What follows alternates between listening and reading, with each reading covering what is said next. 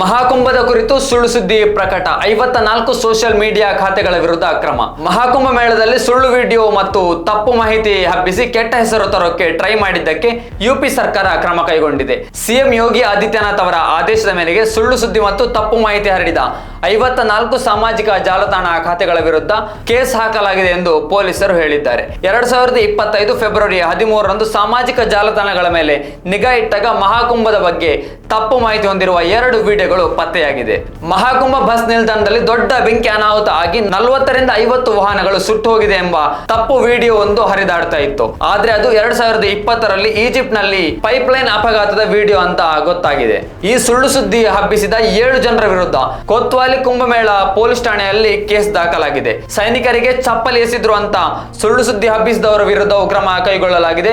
ಈ ಸುದ್ದಿ ಹಬ್ಬಿಸಿದವರನ್ನು ಪತ್ತೆ ಹಚ್ಚಿ ಅವರ ಮೇಲೆ ಕಾನೂನು ಕ್ರಮ ಜರುಗಿಸುವುದಾಗಿ ಪೊಲೀಸರು ತಿಳಿಸಿದ್ದಾರೆ. ಇಂತಹದೇ ಹೆಚ್ಚಿನ ಮಾಹಿತಿಗಳಿಗಾಗಿ ಈಗಲೇ ಫಾಲೋ ಮಾಡಿ ರತಂ ಕನ್ನಡ.